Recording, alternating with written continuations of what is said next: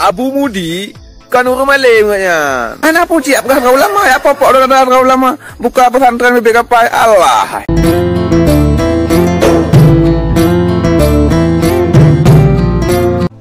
Assalamualaikum warahmatullahi wabarakatuh.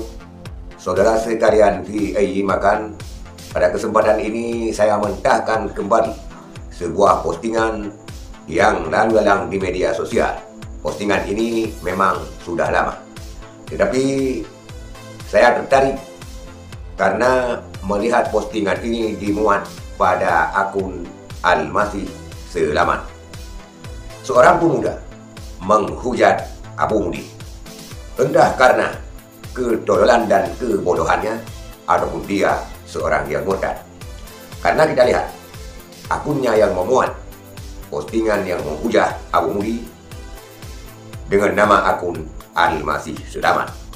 Kalau dia seorang yang murtad, berarti itu memang pekerjaan orang-orang yang murtad untuk menggoreng-goreng dan juga untuk menghujat para ulama kita.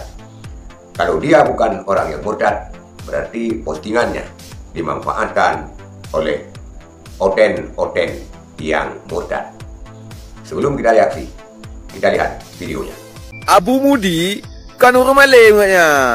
Urang bangai. Masa wate diskusi ge hakimi go, gebi penilaian. Seakan-akan gaknya juri. Padahal kan diskusi je tak perlu argumen lah. Lemah argumen gaknya, memang gaknya betul perlu argumen. Baik ya hakimi go pungol lah, salik buta lah, wahabi lah. Baiklah lagi kan. Memang na ilmu pegang argumen. Baik ya bi penilaian kan juri kata Tuhan apa? Benar. Jadi baiklah ya pengennya tapi kayak pegah bangka hanjit lidah debat ka pegah agak pungo. Diskusi lah, bi argumen lah, memang na argumen. Nyahana pun siap pegah ulama ya apa dengan ulama buka pesantren lebih kapai Allah.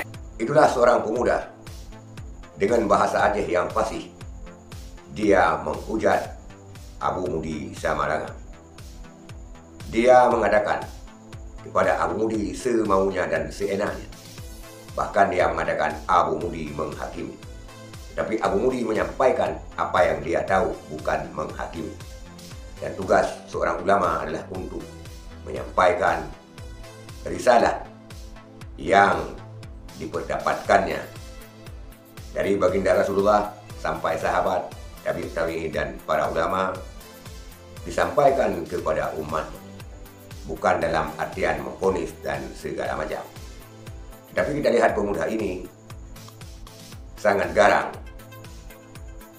menghujat Abu Mudi dan lembaga pendidikan Islam yang dipimpin oleh Abu Mudi.